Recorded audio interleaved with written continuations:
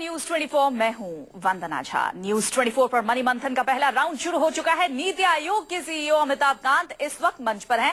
आइए सीधे आपको यहीं लिए चलते हैं।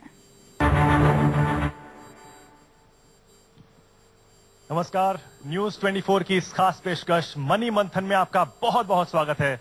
आपके साथ मैं हूं मानक गुप्ता। मंथन का ये मंच आज हमने देश की राजधानी के बीचों बीच सजाया है, क्योंकि देश की 130 करोड़ जनता अपनी सरकार से कुछ सवाल पूछना चाहती है और मोदी सरकार जवाब देने को तैयार है।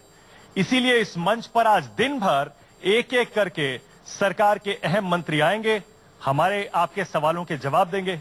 नोटबंदी मुद्दा है, जाहिर है। विपक्ष के नेता भी आएंगे, वो भी सरकार को घेरने की कोशिश करेंगे। देखते हैं सरकार विपक्ष से, जनता के सवालों से, हमारे सवालों से कैसे निपटती है। दिन भर न्यूज 24 पर नजर बनाए रखिएगा। ट्विटर पर #News24 मनी मंथन के जरिए भी आप हमसे जुड़ सकते हैं।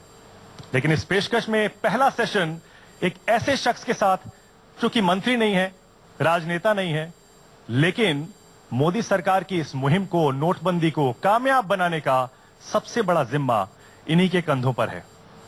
अमिताभ कांत, नीति आयोग के सीईओ, बहुत बहुत स्वागत है आपका। जोरदार तालियों के साथ एक बार स्वागत कर दीजिए अमिताभ कांत जी का। अमिताभ कांत जी को श्रेय जाता है make in India, incredible India, इनको पूरे देश में लोकप्रिय बनाने का, और अब जिम्मा है देश को कैशलेस की तरफ ले जाने का, जो कि नोटबंदी का एक बहुत बड़ा लक्ष्य है। स्वागत है आपका, बहुत बहुत शुक्रिया मनी मंथन में आने के लिए। अमिताभ जी, मैं पहला सवाल वही पूछूंगा जो आज देश की हर जनता पूछ रही है, हर आदमी पूछ रहा है। ये जो लाइनें लग रही हैं एटीएम और बैंकों के बाहर, ये कब तक छोटी हो जाएंगी? देखिए, देश में, इस देश की हिस्ट्री में एक डिसरप्शन जरूरी था, और वो इसलिए जरूरी है कि हमें आगे चल के देश को एक 10 ट्रिलियन, अगर आप देश को $10 ट्रिलियन की इकोनॉमी बनाना चाहते हैं, तो ये नहीं हो सकता कि आप 2 ट्रिलियन एक फॉर्मल इकोनॉमी रखिए और $2 ट्रिलियन आप ब्लैक इकोनॉमी रखिए। इस तरह देश आगे नहीं बढ़ सकता।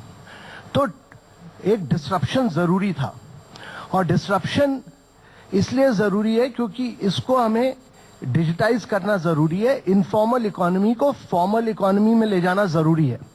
थोड़ी सफरिंग शॉर्ट टर्म में होगी, आपको भी हो रही होगी, मुझे भी हो रही है, हमारे जो गेस्ट आए हैं इनको भी हो रही होगी।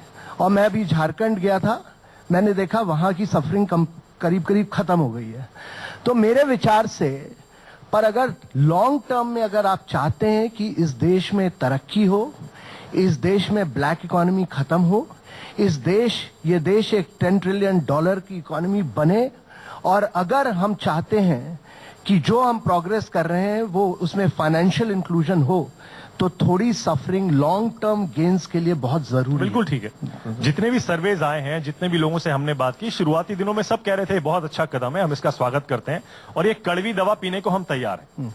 लेकिन मैं फिर भी दोबारा पूछ रहा हूं आपसे अमिताभ जी, 50 दिन का वादा प्रधानमंत्री ने किया था, कष्ट होगा। 30-36 दिन हो गए, अभी तक लाइनें छोटी नहीं हो रही हैं, लोगों को पैसे उनके नहीं मिल पा रहे हैं। कुछ एक रफ आइडिया आपके जहन में होगा कि कब तक हालात सुधरने लगेंगे? देखिए मनक, आपके जैसे जो टेलीविजन कमेंटेटर्स हैं, इनका परसेप्शन ये लुटियंस दिल्ली से ज्यादा रहता है।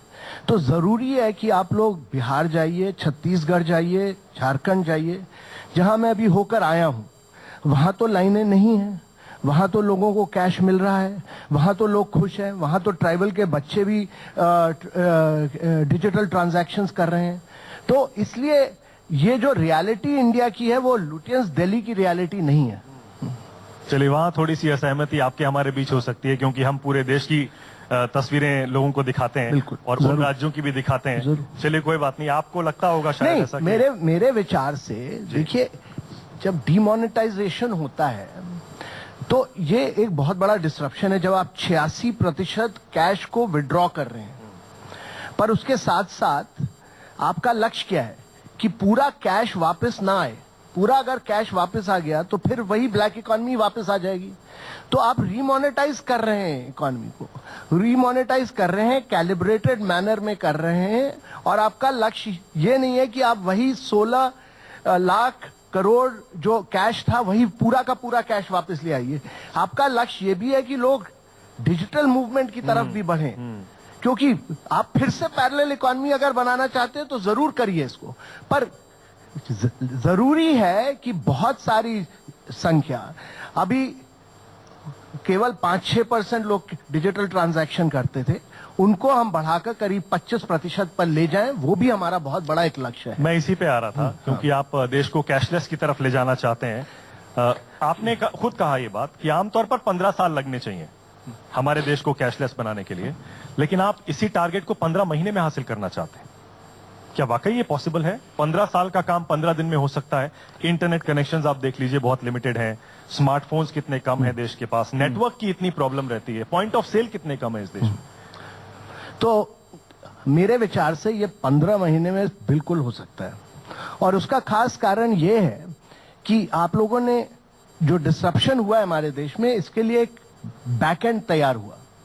पहले जनधन अकाउंट्स बने, रुपे कार्ड्स डिस्ट्रीब्यूट हुए, और उसके साथ साथ जीएसटी के लिए कुछ कार्रवाई हुई। पर इससे क्या हुआ है कि हमारे देश में 5 ऑप्शंस हैं डिजिटल पेमेंट्स करने के। जी देखिए, जो बॉटम ऑफ द पिरामिड है, जिसके पास कोई फोन नहीं है, सारे करीब आप 350 करोड़ लोग जो हुए, 350 करोड़ जो लोग हुए, उनको हमारे विचार से आज भी हमारे देश में करीब एडल्ट पॉपुलेशन देखिएगा तो 99% एडल्ट पॉपुलेशन के पास आधार है। ठीक है। इसमें से करीब आप उसमें से करीब 60-65% लोगों का बैंक अकाउंट सीडेड है, आधार के साथ लिंक्ड है। ठीक है।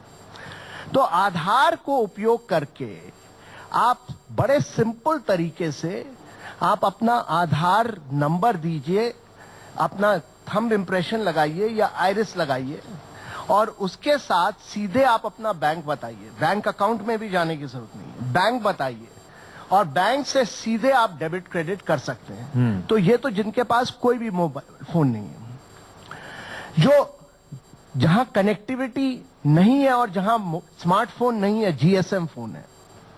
ये जीएसएम फोन तो हमारा जो लक्ष्य है कि जहां पर कोई भी, जिसके पास कोई भी फोन नहीं है, जिसके पास कोई भी फोन नहीं है, जैसे अभी आप झारखंड में मैं गया तो वहां 23,000 राशन शॉप्स हैं, 23,000, जिसमें से 21,000 राशन शॉप्स को वो पॉश मशीन्स दे चुके हैं। और वही ये दुकानदार वहां जाकर जो भी ग्राहक जाता है वो अपना राशन ले सकता है, डेबिट क्रेडिट कार्ड करके वो राशन ले जा सकता है बिना कैश के, कैशलेस ट्रांजैक्शन है। और यही बैंक करस्पॉन्डेंट्स भी हैं, और बैंक करस्पॉन्डेंट वो कैश डिस्ट्रीब्यूशन भी कर रहे हैं। कृष्णा डिस्ट्रिक्ट आंध्र प्रदेश, गोदावरी डिस्ट्रिक्ट आंध्र प्रदेश, झारखंड, ये सब जगह यही हो गया है कि राशन शॉप डीलर एक बैंक करस्पॉन्डेंट है, वो पॉश मशीन से कर रहा है और डेबिट क्रेडिट कर रहा है, और कैशलेस ट्रांजैक्शन है सारे। ये तो जिनके पास कोई मोबाइल फोन नहीं है। फिर हमारे देश में वो लोग हैं जिनके पास स्मार्टफोन नहीं है, जिनके पास जीएसएम फोन है।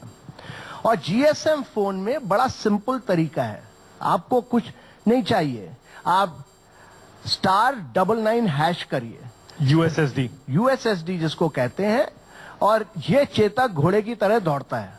तो *99# करके आप बड़ा सिंपल एमपिन लीजिए और उसके साथ आप ट्रांजैक्शन करिए। रांची में मैं जब था तो करीब 55,000 वहां के डीजी पुलिस ने 55,000 पुलिस के कांस्टेबल्स को ट्रेन किया, और ये पुलिस कांस्टेबल हर 10 आदमी को ट्रेन कर रहे हैं यूएसएसडी में। तो उनका जो लक्ष्य है कि पूरी सिविल डिफेंस फोर्स को उन्होंने डिजिटल आर्मी में कन्वर्ट कर दिया है। और ये लोग का काम कुछ नहीं है, केवल लोगों को यूएसएसडी सिखाएंगे। तो ये दूसरा हो गया जिनके पास स्मार्टफोन। ठीक है। तीसरा, जिनके पास स्मार्टफोन है, जिनके पास स्मार्टफोन है वो यूपीआई यूज करें। और यूपीआई में इसको कहते हैं यूनिफाइड पेमेंट इंटरफेस है। ये एक इंफ्रास्ट्रक्चर जो बैंक्स ने बनाया है, और बैंक्स का बैकएंड जो है वो पूरा इंटरऑपरेबल है। ये ओपन इंटरऑपरेबल सिस्टम है जिससे आप एक बैंक से दूसरे किसी भी बैंक से किसी भी दूसरे बैंक में पेमेंट कर सकते हैं, सिर्फ एक अपने मोबाइल फोन के जरिए। अच्छा, खास बात यूपीआई की ये है, जो मोबाइल है इस पे मैं कई चीजें रखता हूं और मेरे इसमें जैसे वॉलेट भी है, मेरे मोबाइल में वॉलेट भी है, ई वॉलेट है, ई वॉलेट है मेरे मोबाइल में। आप देखिए तो यूपीआई भी है, मैं सारा पेमेंट खुद करता हूं यूपीआई के थ्रू। और मेरे वॉलेट में यूएसएसडी है, यूएसएसडी है, और मैं अपना इंटरनेट बैंकिंग भी उपयोग करता हूं। तो 4 तरीके हैं मेरे पास पेमेंट करने। और डेबिट क्रेडिट कार्ड एक है ही। पर देखिए देश में इस समय यूपीआई एक तरीका है, वॉलेट्स बड़ा सिंपल तरीका है जिससे आप डाउनलोड करते हैं और पेमेंट करते हैं। सारे बैंक्स के अपने वॉलेट्स हैं, एसबीआई का बडी है, पेटीएम है, फ्री चार्ज है, ऑक्सीजन है। कस्टमर को जो चाहिए उपयोग करें। हम ये नहीं कह रहे हैं कि आप बडी को यूज करिए या सेंट्रल बैंक का आप वॉलेट यूज करिए, जो चाहिए उपयोग करिए और जो सबसे अच्छा लगा वो आप उपयोग करिए। और यूपीआई हो गया, वॉलेट हो गया, यूएसएसडी हो गया, आधार इनेबल्ड पेमेंट सिस्टम हो गया, जो मैंने आपको बताया जिनके पास कोई फोन नहीं है। उसमें आधार इनेबल्ड सिस्टम से कल क्या होगा कि आप अपने मोबाइल से सीधे एक टॉग लगा के यहां पर आप एक कनेक्शन दीजिएगा, वो करीब 1500 का आता है, थंब इंप्रेशन दिया, आधार नंबर फीड किया, सीधे दिया। दूसरा ये सैमसंग अच्छे तरीके बता दिए जो काम भी करते हैं, लेकिन जो प्रैक्टिकल प्रॉब्लम्स हैं उनको भी हमें स्वीकार करना पड़ेगा, देखना पड़ेगा। आप कह रहे हैं बैकएंड पूरी तरह से रेडी है, क्या वाकई बैकएंड पूरी तरह से रेडी है? सब लोगों के पास बैंक अकाउंट्स नहीं है, जैसे मैंने कहा नेटवर्क की इतनी प्रॉब्लम है। शाम को 6 बजे से 8 बजे के बीच आप अपने डेबिट और क्रेडिट कार्ड इस्तेमाल करने जाते हैं, पॉइंट ऑफ सेल जवाब दे देता है, हाथ खड़े कर देता है। इसका मतलब सिस्टम अभी ऐसा लगता है तैयार नहीं है डिजिटल ट्रांजैक्शंस के लिए उस लेवल पे। देखिए मेरे विचार से तो आप अगर झारखंड जैसे राज्य में 21,000 पॉस मशीन्स हों राशन शॉप्स में, छत्तीसगढ़ में अगर 40,000 पॉश मशीन्स हों, आंध्र प्रदेश के हर डिस्ट्रिक्ट में अगर ration shop dealer POS machine से डील कर रहा है, तो ये बहुत बड़ी क्रांति देश में आ चुकी है।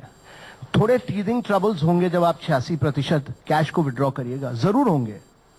पर अगर देश को 10% पर बढ़ना है, हम अगर 7.6% से इसकी बढ़ावत 10% पर ले जाना चाहते हैं और अगले 30 वर्षों के लिए हर साल 10% की ग्रोथ करना चाहते हैं, तो आप पैरेलल इकोनॉमी के साथ नहीं ग्रो कर सकते। आपको उसको फॉर्मलाइज करना जरूरी है और उसके लिए देश की जनता को कुछ त्याग करना भी जरूरी है। आपको वाकई लग रहा है ब्लैक मनी इससे खत्म हो जाएगा? देखिए इसमें 2 चीजें हैं। एक तो माइंडसेट इश्यू है, माइंडसेट इश्यू की जनता को टेक्नोलॉजी की तरफ शिफ्ट करना है। आपके जैसे जो टेलीविजन कमेंटेटर्स थे, जब कंप्यूटर आया उन्होंने कहा कि हिंदुस्तानी व्यक्ति तो कभी कंप्यूटर पर कोई उपयोग ही नहीं कर सकता, उन्होंने कंप्यूटर को मास्टर किया। जब एटीएम मशीन आई तो आप लोगों ने कहा कि वो एटीएम मशीन को नहीं, गरीब आदमी नहीं कर सकता, मेरा तो ड्राइवर, मेरा तो पियोन सब वही एटीएम मशीन को यूज करते हैं। जब मोबाइल फोन आया तो लोगों ने कहा कि ये तो गरीब लोग कर ही नहीं सकते, ये हिंदुस्तान एक अकेला देश है जहां 1 बिलियन बायोमेट्रिक्स हैं और 1 बिलियन मोबाइल फोन है। जब ये लोग मोबाइल उपयोग कर सकते हैं तो डिजिटल पेमेंट क्यों नहीं करेंगे? सब करेंगे। और यह जरूरी है कि ये डिस्ट्रप्शन हो और इस डिस्ट्रप्शन की वजह से डिजिटल पेमेंट की तरफ लोग आगे बढ़े और ये हिंदुस्तान एक इनफॉर्मल ब्लैक इकोनॉमी से फॉर्मल इकोनॉमी बने। और यह जरूरी था देश को एक धक्का देना, और तभी देश $10 ट्रिलियन की इकोनॉमी और 10% के ग्रोथ पर आगे बढ़ेगा। और अगर यह डिस्ट्रप्शन नहीं हुआ तो कभी भी देश इस ब्लैक इकोनॉमी के साथ $10 ट्रिलियन इकोनॉमी नहीं बन सकता। यह देखिए एक आपका एक क्वार्टर में लॉस हो सकता है, ग्रोथ थोड़ी कम हो सकती है, दूसरे क्वार्टर में भी ग्रोथ कम हो सकती है, मैं मानता हूं, क्योंकि डिस्ट्रप्शन हुआ है, थोड़ी ग्रोथ कम होगी दूसरे क्वार्टर में। लेकिन बहुत से लोग ऐसे हैं जो शायद इसी 1-2 क्वार्टर की डिस्ट्रप्शन में हो सकता है बर्बाद हो जाए। पर देखिए हिंदुस्तान देश कोई टाटा या मुकेश अंबानी या बिरला की कंपनी तो नहीं है कि हम क्वार्टरली लॉस देखें अपना। हम क्वार्टरली लॉस तो अपने शेयर होल्डर्स को डिक्लेयर नहीं करते हैं। ये तो एक देश है जिसको साल भर की अपनी ग्रोथ अनाउंस करनी है।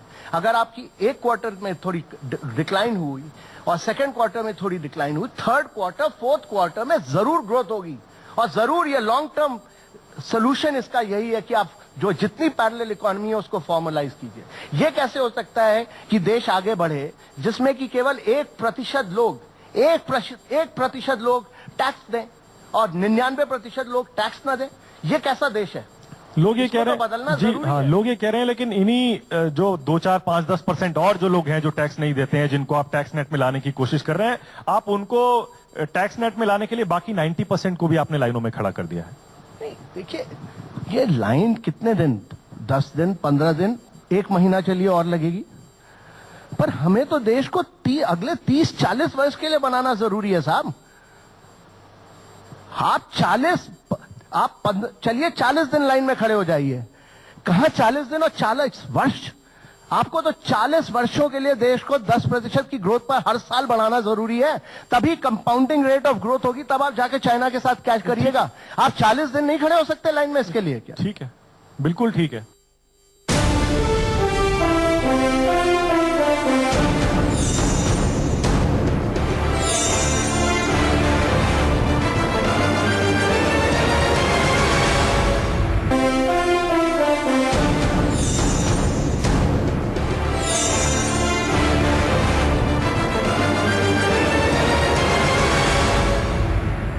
सबसे बड़ा टारगेट था मेरे ख्याल से, जैसा आप भी कह रहे हैं, पैरेलल इकोनॉमी को खत्म करना है। 15.5 लाख करोड़ कैश जब विड्रॉ किया गया, तब सरकार का एस्टिमेट था कि 10, 11, 12 लाख करोड़ तक बैंक में आ जाएगा, बाकी एक डिविडेंड के तौर पे आरबीआई के जरिए सरकार के पास आ जाएगा। लेकिन आपकी एक्सपेक्टेशन से ज्यादा पैसा बैंक में आ रहा है क्या?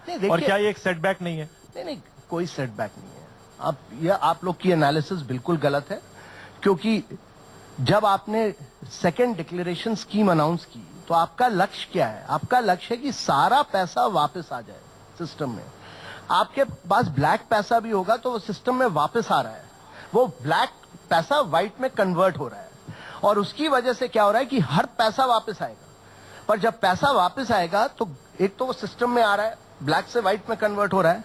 दूसरी चीज, गवर्नमेंट उस पर जो अनडिक्लेयर्ड पैसा है उस पर टैक्स लगा रही है और कई केसेस में पेनल्टी लगा रही है। तो गवर्नमेंट की रेवेन्यूज तो बढ़ रही है ना। आप टैक्स और पेनल्टी से गवर्नमेंट रेवेन्यूज को बढ़ा रहे हैं, तो गवर्नमेंट का तो फिस्कल डेफिसिट कम हुआ ना। आप हर पैसे को आने दीजिए, वो तो कन्वर्जन हो रहा है ब्लैक टू व्हाइट, क्योंकि आपने उसके साथ साथ एक नई डिक्लेरेशन स्कीम भी अनाउंस की है। तो क्यों नहीं, अगर वो 50% और 25% और देकर अपने ब्लैक को व्हाइट कर रहा है, उसको आपने एक अवसर दिया है कि वो कन्वर्ट करे, पर वो सिस्टम में अब वापस आ रहा है और उसके साथ गवर्नमेंट टैक्स लगा रही है और उसके साथ पेनल्टी लगा रही है। तो पैसे को तो आने दीजिए पूरे सिस्टम में। ये तो आप तो आइडियाज की बात कर रहे हैं। ये मैं कह रहा हूं, मैं तो डिपॉजिट्स की बात कर रहा हूं। डिपॉजिट जो आप कह रहे हैं कि गवर्नमेंट का लक्ष्य था कि पैसा ना आए, गवर्नमेंट का लक्ष्य नहीं था, क्योंकि गवर्नमेंट ने उसके साथ साथ थोड़े दिनों बाद एक नई स्कीम अनाउंस की। तो सारा पैसा अगर वापस आता है, जैसे रेवेन्यू सेक्रेटरी ने कहा, पर गवर्नमेंट इसमें किस तरह से गेन कर रहा है? गवर्नमेंट गेन कर रहा है through taxes, through penalties, through black money becoming white money. और दूसरा कि banks will get flushed with money and therefore you will have much more money to invest in infrastructure. आप बिल्कुल ठीक कह रहे हैं कि देश के लिए, देश की भलाई के लिए लोग लाइनों में अगर 40 दिन 50 दिन खड़े हो सकते हैं तो क्यों नहीं हो जाते हैं? ठीक है, वो ठीक है, वो ठीक है, लेकिन मैं ये नहीं कह रहा, देखिए, नहीं वो ठीक है सर, तैयार है अमिताभ जी, लोग तैयार हैं ये त्याग करने के लिए। अगर किसी को दिक्कत हो रही है, मैं उसके लिए क्षमा मांगता हूं, पर मेरा विचार ये है कि देश के लिए थोड़ा सहना जरूरी है। बिल्कुल सही है। टर्म में देश, अमिताभ जी, मैं तो सहमत हूं आपसे, और ये भी बता रहा हूं कि लोग, जितने भी लोगों से हम बात कर रहे थे, हम सबको कुछ त्याग करना जरूरी है कि लॉन्ग टर्म में। बिल्कुल ठीक है, लेकिन उन लोगों को ये कैसे पता चलेगा कि ये स्कीम सक्सेसफुल हुई? क्योंकि ऑपोजिशन आप देख रहे हैं अभी से कह रहा है फेल हो गई। नहीं, देखिए, मैं तो आप कैसे मानेंगे कि ये पास हो गई या फेल हो गई? कोई तो क्राइटेरिया या पैरामीटर होगा। 2-3 चीजें हैं मेरे विचार से। एक तो मैं, क्योंकि फील्ड से जाकर आया, तो फील्ड में मैंने देखा कि रांची में देखा जैसे कि वहां पर बड़े जोरों का डिजिटल मूवमेंट शुरू हुआ है, और वहां के ट्राइबल के बच्चे, वहां के स्कूल के बच्चे सब एक डिजिटल पेमेंट के मोड में गए हैं। मेरा अपना विचार है, बहुत बड़ा इसका लक्ष्य ये होना चाहिए कि हम कंट्री को इनफॉर्मल से फॉर्मल करें और कैश से डिजिटल करें। ये एक टारगेट लेकर इसको आगे बढ़ना जरूरी है, और डिजिटाइज करना और फॉर्मुलाइज करना बहुत जरूरी है, और ये मेरे विचार से सबसे बड़ा लक्ष्य होगा। दूसरा जरूर एक लक्ष्य होगा कि देश जब इतनी बड़ी स्कीम लाता है तो उसको अर्निंग्स होनी चाहिए थ्रू टैक्सेस एंड पेनल्टीज, जो देश करेगा। यानी हाँ, कुछ सवाल भी हैं और क्योंकि उन्होंने नौजवानों के ऊपर बहुत बड़ा चैलेंज रखा तो इसलिए एक सवाल मैं भी साथ जोड़ते हुए इनसे सवाल करूंगी कि आपने कहा कि हम नौजवानों को लाइन में खड़े रहना चाहिए। बिल्कुल सही बात है, हमें 40 साल तक के लिए बनाने के लिए 40 दिन में कोई दिक्कत नहीं है। लेबर ब्यूरो रिपोर्ट कहती है 2015 में employment generation has been at its lowest since 2009। तो क्या जॉबलेस ग्रोथ के कोई मायने हैं? और इसके साथ ही ये शरद कोहली जी हैं जो कि सीए हैं, इनका भी सवाल, तो आप उसके साथ ही जोड़ के सवाल। मेरा सवाल जो साक्षी ने पूछा उससे थोड़ा फर्क है। मैं एक इकोनॉमिस्ट भी हूं अमिताभ जी। मेरे दो सवाल हैं, दोनों लिंक्ड हैं। पहला तो ये कि जो आपने अभी अपने वक्तव्य में बोला कि $2 ट्रिलियन की अगर हमारी इकोनॉमी है, 2-2.5 ट्रिलियन डॉलर के बीच में है, तो आपने एक शब्द कहा कि $2 ट्रिलियन की शायद पैरेलल इकोनॉमी भी है। तो क्या हम इससे ये निष्कर्ष निकालें कि ऑलमोस्ट 100% ब्लैक मनी इकोनॉमी में था? मेरा पहला सवाल। मेरा दूसरा सवाल है कि जो 13 लाख करोड़ के करीब अब बैंकों में आ चुका है और शायद ये नंबर अभी 30 दिसंबर तक बढ़ भी सकता है, आपके अनुमान से इसमें से कितना ये कर विभाग के ऊपर होगा कि वो इसमें से कितना खोद कर काला धन निकालेंगे? आपके अनुमान से, आप नीति आयोग के सीईओ हैं और देश के पॉलिसी मेकर्स में से एक हैं, आपके अनुमान से इसमें से कितना काला धन निकल के आ सकता है? ये दो मेरे प्रश्न हैं। देखिए, दो चीजें हैं। हमारी जो इकोनॉमी है, जॉब एम्प्लॉयमेंट के क्षेत्र में बहुत ज्यादा एम्प्लॉयमेंट इनफॉर्मल क्षेत्र में होता है और उसका खास कारण यह कि हमारे लेबर लॉज बहुत रिजिड हैं। और दूसरा कि हमारे यहाँ जो रीपेमेंट होता है ईपीएफओ और ईएसआईसी में, वो करीब आपकी सैलरी का करीब 45% हो जाता है। तो लोग समझते हैं कि ज्यादा बेहतर होगा कि आप इनफॉर्मल एम्प्लॉयमेंट करिए। तो इनफॉर्मल एम्प्लॉयमेंट अगर आप देखते हैं तो बड़ी बड़ी कंपनियां भी जैसे ह्यूंडई हुई, मारुति हुई, ये सारा इनफॉर्मल एम्प्लॉयमेंट करती हैं। तो लेबर ब्यूरो की स्टैटिस्टिक्स आप अकेले देखिएगा तो वो ठीक नहीं रहेगी। आप ईपीएफओ की भी फिगर्स देखिए, ईएसआईसी की भी फिगर्स देखिए, और वो फिगर्स अगर आप देखिएगा तो आपको लगेगा कि एक्चुअली एम्प्लॉयमेंट हिंदुस्तान में बहुत बढ़ा है पिछले 2 सालों के अंदर। दूसरा कि आपने जो कहा कि पैरेलल इकोनॉमी, देखिए पैरेलल इकोनॉमी पे कई एस्टिमेट्स हैं, वेरिंग एस्टिमेट्स हैं, कई इकोनॉमिस्ट के एस्टिमेट्स हैं, कई कमिटीज के एस्टिमेट्स हैं। तो पर क्या हो रहा है कि इस जो डीमोनेटाइजेशन हुआ है और जो स्कीम अनाउंस हुई है, उसकी वजह से बहुत लोगों ने अपने जो लिक्विडिटी जो घर पे रखते थे, जो कैश रखते थे, उसको डिपॉजिट किया। तो जो अनप्रोडक्टिव पर्पस में था कैश, उसको आपने प्रोडक्टिव पर्पसेस में डाल दिया बैंक्स में। एक दूसरा, जिसके पास ब्लैक का पैसा भी था और वो भी बैंक में आया, तो ब्लैक को उसने व्हाइट में कन्वर्ट किया। जब व्हाइट में कन्वर्ट किया तो गवर्नमेंट ने अपनी सेकंड स्कीम जो अनाउंस की, डिक्लेरेशन की, उस पर वो टैक्स लगाएगा। और जब वो टैक्स आपने बैंक में डिपॉजिट तो कर दिया, पर टैक्स डिपार्टमेंट तो टैक्स लगाएगा 50% और उसके बाद पेनल्टीज लगाएगा। जब वो लगाएगा तो गवर्नमेंट की रेवेन्यूज तो काफी बढ़ेंगी। वो कितनी बढ़ेंगी वो तो हमें टाइम बताएगा, पर मेरे विचार से गवर्नमेंट के रिसोर्सेज इससे बहुत बढ़ेंगे और गवर्नमेंट इसको गरीब लोगों के लिए और गवर्नमेंट इसको इंफ्रास्ट्रक्चर के लिए और कई चीजों के लिए उपयोग कर पाएगा। और इसके साथ साथ गवर्नमेंट का जो तीसरा लक्ष्य जो है कि आप इस इकोनॉमी को, पूरे इकोनॉमी को लेस कैश इकोनॉमी, कैशलेस तो मैं नहीं कहूंगा, लेस कैश इकोनॉमी, क्योंकि दुनिया में कोई देश ऐसा नहीं है जो पूरा ही कैशलेस हो। स्वीडन जैसा देश भी, वहां पर भी कैश 2% चलता है। तो इसलिए लेस कैश इकोनॉमी की तरफ ये देश आगे बढ़ेगा। एक और सवाल है आपके लिए यहाँ से। नमस्कार सर, मेरा नाम अनुजा कपूर है, मैं एक साइकोलॉजिस्ट हूँ। अब आपसे मैं बात ये पूछना चाहूंगी सर कि ये जो सब चीजें हैं, ये एक घर रहती औरत को समझ में नहीं आता। मेरे पास इतने केसेस आए हैं सर जो डिप्रेशन से रिलेटेड हैं। आप एक बात बताएं सर, ये सारी बात मैं अगर उनकी तरफ से लाकर आपसे बात करके पूछूं तो उनका क्वेश्चन यही है कि हमें काला धन और सफेद धन समझ में नहीं आता। हमें समझ में आता है कि मेरी सिक्योरिटी आज मेरे पति को नहीं पता चलनी चाहिए, और वो जब उसको आप बात करते एटीएम से करे, बैंक से करे, वो जुड़ जाती है तो वो पति से बात नहीं कर पाती। सर, उस औरत को ये बात समझ में नहीं आती आपकी कैशलेस बात। उसे ये समझ में आता है मेरे पास कितना धन है, मैं कितनी सिक्योर्ड हूं।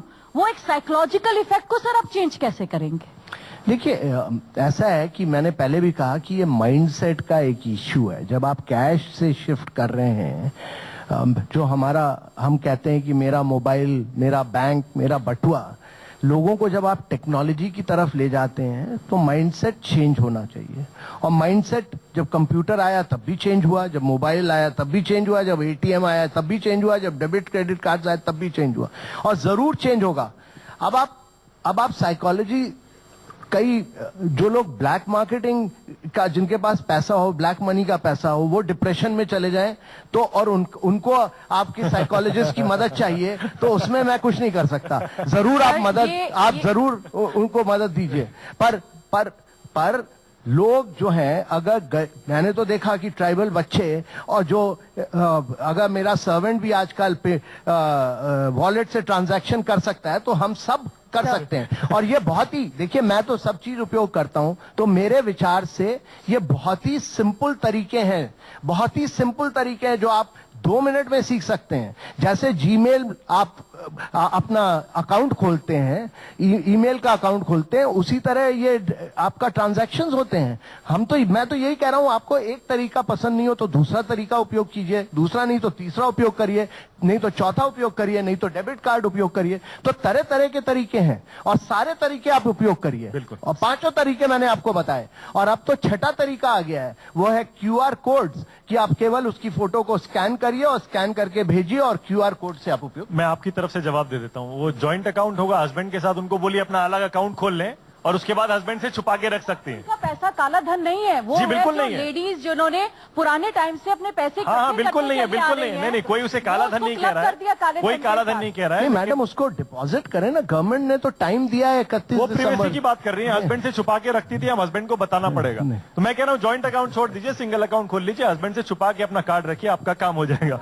मुझे सर एक और सवाल आता है, क्योंकि हाँ आम आदमी की बात हो रही है, आप सारे डिजिटल ट्रांजैक्शंस की बात बता रहे हैं, इंटरनेट बैंकिंग की बात बता रहे हैं। आम आदमी थोड़ा डरता है ये सब करने से, क्योंकि गाढ़ी कमाई है, फ्रॉड बहुत होते हैं। डेबिट कार्ड में अभी हमने देखा लाखों कार्ड्स को वापस लिया गया था क्योंकि कुछ प्रॉब्लम हो गया था। क्या वाकई हम लोग तैयार हैं साइबर सिक्योरिटी के लिहाज से? बैंक्स हमारे तैयार हैं? हमारा पूरा जो सिस्टम है फ्रॉड से बचाने के लिए आम आदमी को सिक्योरिटी कैसे मिले कि अगर मैं कोई ट्रांजैक्शन कर रहा हूं तो मेरे साथ फ्रॉड नहीं होगा? देखिए, हर ट्रांजैक्शन 2 फैक्टर ऑथेंटिकेशन होता है, हर ट्रांजैक्शन, और इसके पीछे बहुत बड़ा सिक्योरिटी ऑडिट होता है, और वो बैंक्स का होता है, RBI का होता है, नेशनल पेमेंट कॉर्पोरेशन का होता है, कई ऑडिट्स किए जाते हैं इसके पीछे। और 2 फैक्टर ऑथेंटिकेशन का मतलब है कि सपोज आधार इनेबल्ड पेमेंट हुआ, आधार नंबर तो आपके पास है, आपने वो फीड कर दिया, चलिए मान लिया कि मेरा आधार नंबर आपको भी मालूम है, पर मेरा थंब इम्प्रेशन तो कोई और नहीं ले सकता, मेरा आइरिस तो कोई नहीं ले सकता। मैं तो थंब इम्प्रेशन और आइरिस के बेसिस पर ही ट्रांजैक्शन कर सकता हूं। और दूसरे में आपका जो पिन है वो तो केवल आपको ही मालूम है, तो डेबिट कार्ड के साथ बिना पिन के तो आप ट्रांजैक्शन कर ही नहीं सकते। तो 2 फैक्टर ऑथेंटिकेशन हमेशा जरूरी होता है। एक फैक्टर किसी को पता भी हो तो सेकंड फैक्टर तो आपको ही मालूम होना चाहिए। और आगे चल के मेरे विचार से ये जो मूवमेंट खड़ा होगा, ये 2 तरीकों से आगे बढ़ेगा। एक तो यूनिफाइड पेमेंट इंटरफेस, क्योंकि ये ओपन इंटरऑपरेबल सिस्टम है, सारे बैंक्स इसमें कनेक्टेड हैं, और ओपन इंटरऑपरेबल सिस्टम UPI बढ़ेगा आगे। और दूसरा आधार इनेबल्ड सिस्टम, क्योंकि बहुत ही आसान तरीका है, आधार इनेबल्ड सिस्टम आगे बढ़ेगा। वॉलेट्स में क्या होता है कि आपका पैसा बैंक से निकल के वॉलेट में जाता है, तो आपको इंटरेस्ट नहीं मिलता। वैसे UPI में आप बैंक का ही वॉलेट है, बैंक का ही वॉलेट है, वॉलेट नहीं कहेंगे, आप बैंक टू बैंक ट्रांजैक्शन कर रहे हैं।